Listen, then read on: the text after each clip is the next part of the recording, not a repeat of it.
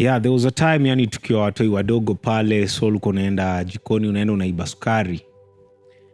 And then so sometimes you have those leftovers of sugars maybe right here on your lips and something like that. So when you wipe, you think that you wiped everything, but kumbe there are particles that are still remaining there. So ile time madhe anakuja like we umeenda umeiba sukari, and then you're in denial, sijalamba sukari, sijaguza, but now it's written all over your face.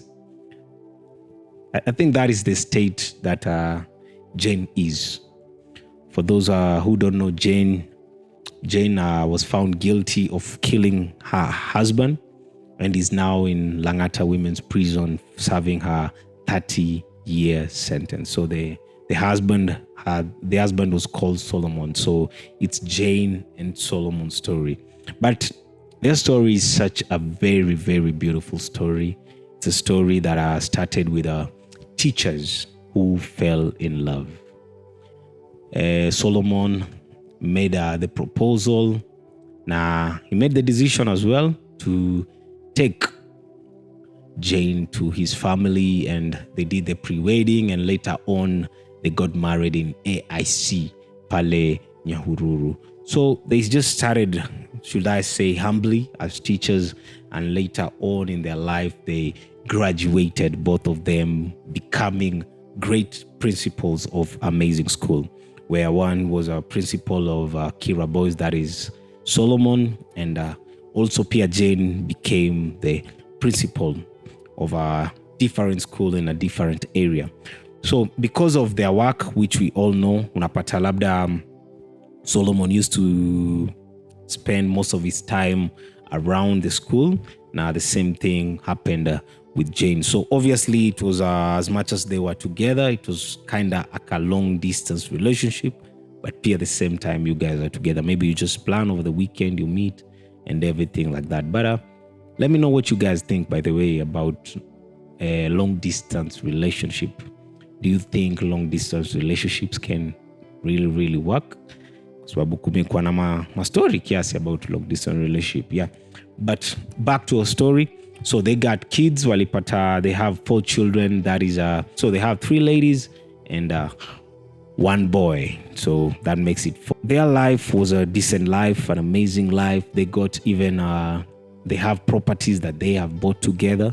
Mostly they used to invest in lands. So they have lands that they acquired for the family and everything, and just an amazing life. Now, even there's an interview I watched of the daughter. The daughter used to say they used to even to travel outside the country. So I believe they were this beautiful and amazing couple. But sasa shida yote ilitokea from an M-Pesa lady. So I think that Solomon meeting that M-Pesa lady, maybe he went to that M-Pesa shop na alienda to make the transaction. So how it got to the wife having suspecting the husband of having an affair with that lady, hapo bado is not that clear, but I assume it might be from a text message. Maybe he read and it suggested that the husband was having an affair. So yes, Jen spoke to the husband. Na kama kawaida, you know how it goes down, manze. You always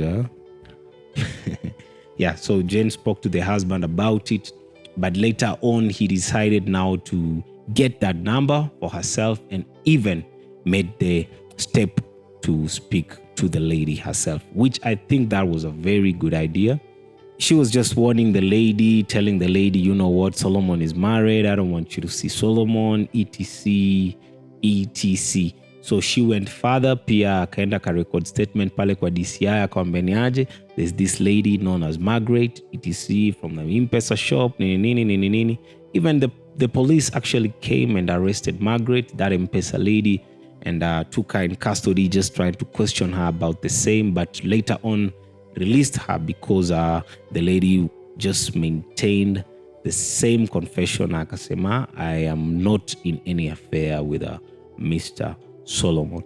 But I actually don't know why in the mind of Jane, she just felt or saw that the husband was having an affair. And up to that moment, I think that was a very good step. Until now, thoughts came to Jane's mind where she now started to decide or trying to make now even to take the law in her hands. And now she decided she was going to take the life of Margaret. So taking the life of Margaret, she got an assassin. Actually, there were two of them, Kuna Caris and the other guy. And he gave them money, which I think was 50K each.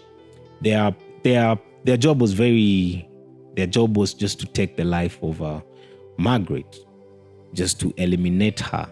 And for them, I think now Jane was thinking, if I eliminate the lady, I'll have a peaceful marriage. And yeah, it was all and good. So she went ahead and did that, only to get a disappointment from the hitmen. They were unable to take down Margaret, because when they went and saw Margaret and everything, the situation, they felt like this situation wasn't compelling for them, or compelling them enough for them to take someone's life. So they were unable to take her life. But now Jane did not stop there. Jane now decided, now this is what I'm going to do. Since you guys were unable to take the life of Margaret, now I'm going to take my own husband's life, that is Solomon. So guys, just the thought of that, manze, yani taking someone's life just because you're suspecting that they're cheating on you. Imagine, manze. Umse ajakama akasema hata I'm going to divorce you, ama this is the person that now I don't want to be married to you anymore because of XYZ. Umse is just there living his life, just doing it. You're just suspecting. So goes on that now that Jane decides to take the life of Mr. Solomon. So Jane tried a couple of methods, different days. Akatry a couple of methods. Kuna zingine alitry kutumia mchele, which haiku happen. But now on this day, since the plot was already there, so Jane managed to trick Mr. Solomon and got him killed by Caris and his other partner. So yes, now Mr. Solomon was dead, and he was decomposed, or maybe let me say just his body was left on another plantation there. So back to the story, not forgetting that Mr. Solomon was he was the principal of Kiru Boys, and at that time, coincidentally, it happens that the KCSE results were coming out, and also Matiangi just made a visitation to that area. So it was very important for all the teachers and the principals to be around, and even different leaders had accompanied him. Only just for the other teachers and other principals from different schools who are his friends, obviously, notice or realize that, you know what, Mr. Solomon is not around. So that got the attention of even different leaders as well, and the manhunt for Mr. Solomon began. So Mr. Solomon was declared that he was a missing person, and now everyone was now looking for him. So his friends tried to ring his phone, it was not going through, and now they reached even to the wife, who at that time was the principal of Ichachiri Secondary School. So she was shocked, and she came all the way to now the police station, and even she was helping in the search, because obviously kuna maswali za kawaida like, where were you with him last, when did you guys talk, etc. So what she didn't know is that the DCI were doing some thorough investigation behind the scenes. So they were just comparing notes on the information that she was saying, and now they were trying to track their phones just to see how communication was going on and everything. And obviously they noted that there were some question marks. Like now there's this guy, Caris, there's another guy who were in communication. They noticed that even where the phones were seen last, where Mr. Solomon were, they were there together. But now according to the statement that she's giving, she's not mentioning these things.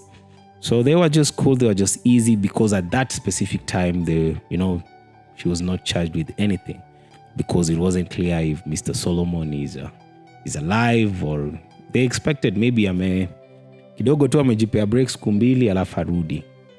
But 5 days later is when he was found dead or murdered.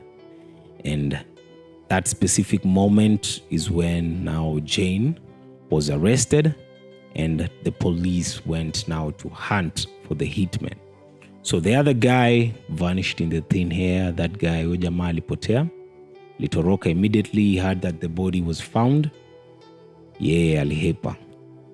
And Caris was kidogo alitry kuhepa kidogo, but finally the laws caught him and he was arrested. So Caris being arrested, obviously kuna ile obviously kuna grilling, a lot of that, where you sit for long hours and with the CIDs or the DCI and all that, and they are just trying to get information from you. So they tried, and then finally now the prosecutor came with a deal to Caris. Akaambia Caris, unajua ni aje, hapa ni noma, and we have evidence. And this evidence can put you behind bars all your life. But we have a deal that we can give you. If you agree to be a witness in this case and you speak the truth, just confess to the killing of this person and speak the truth. Say everything the way it happened, when it happened, will give you a lighter sentence. So Caris akachwa pale, akatake time yake, wacha afikirie, and he later agreed to that. So Caris in this case, hakukuwa to the accused alone as much as he was the hitman in the case, but he became the witness in this case. So because ameona kila kitu, he knew the story tangu tamia Margaret, the M-Pesa lady, until all those times they've been trying to kill Mr. Solomon na zikuwa zina happen. And maybe that could be a sign from God. Unani understand? Maybe that could be a sign from God, because manze, this guy alikuwa ni kama akona 9 lives. They're trying to kill him, but unaget, it happened. So maybe that was a sign from God. But now Jane never saw that. So Caris opened up and he gave out the whole truth. Now Jane was given a 30-year imprisonment pale Langata. Saizi currently ako pale Langata, but Caris was given a 7-year imprisonment, which that was from 2016. So Saizi is almost there. He's coming out. So, but yeah, so this story is a story of love. There's a lot of humble times that these people came up together. Kuna a lot of jealousy. There's a lot of vengeance. There's a lot of just bad vibes, very bad vibes. I think for us in the public, what such a story does for us is these are live lessons.